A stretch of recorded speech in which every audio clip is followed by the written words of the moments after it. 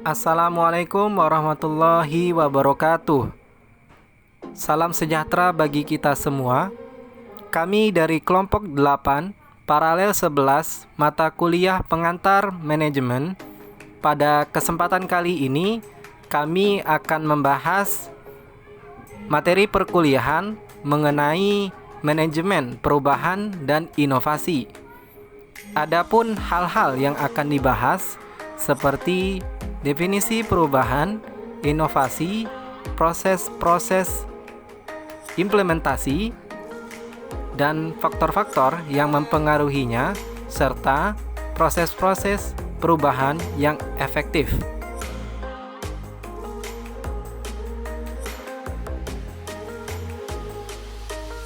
Kami dari kelompok 8 terdiri dari Fakhrina Aulia, Mario Nathanael, Ranula Supraba, dan Dion Kurnia Alfarobi Enda.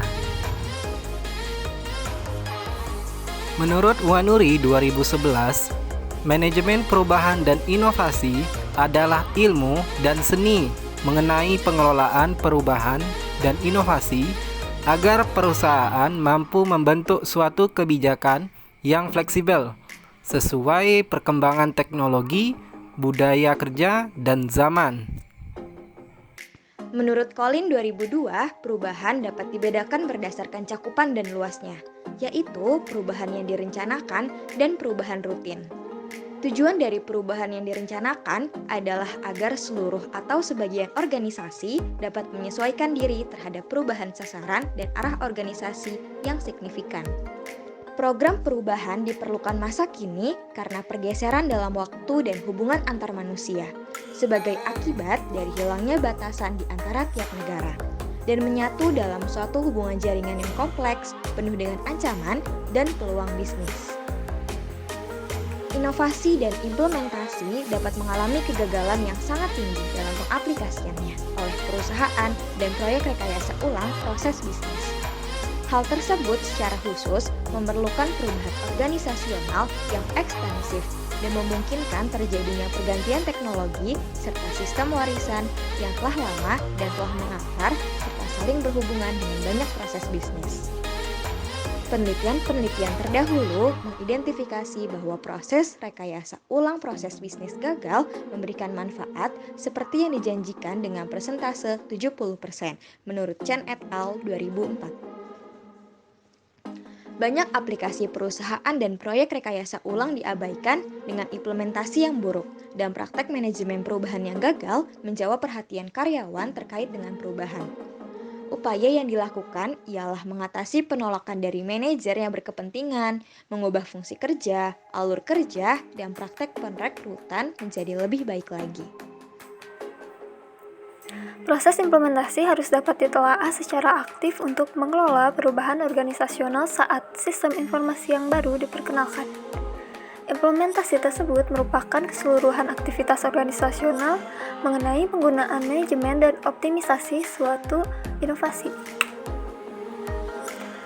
Partisipasi dalam aktivitas implementasi mungkin tidak cukup untuk mengatasi masalah anggota yang menolak perubahan organisasional yang muncul.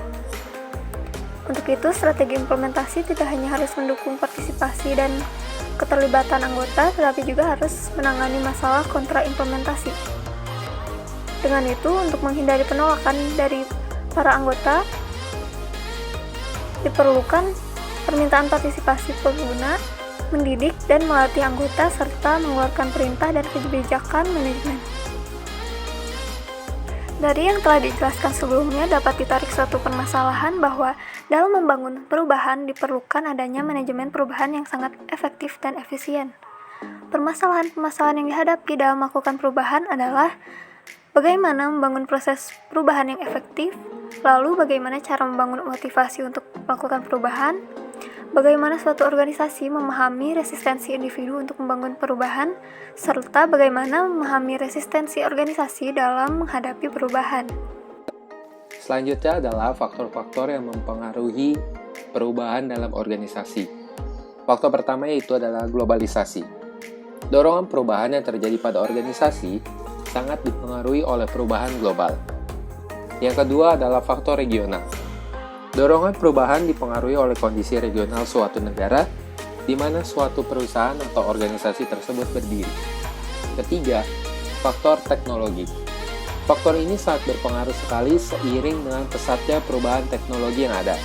Sehingga bila suatu perusahaan atau organisasi tidak dapat mengikuti dan segera menyesuaikan dan juga beradaptasi dengan perkembangan teknologi yang ada, maka akan menyebabkan kekurangan serta ketinggalan informasi.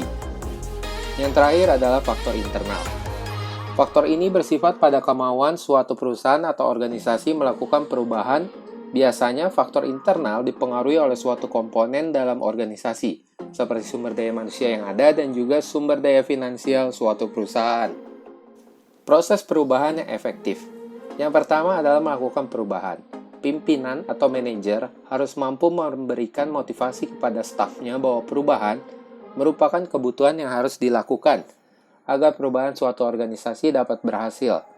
Pendekatan perubahan organisasi menurut Harold J. Leavitt menyatakan bahwa organisasi dapat dilakukan dengan pendekatan struktur, pendekatan teknologi, dan juga pendekatan orang. Yang pertama ada pendekatan struktur. Dalam organisasi biasanya menyangkut modifikasi struktur dalam ukuran dan komposisi kelompok kerja, sistem komunikasi, dan juga wewenang.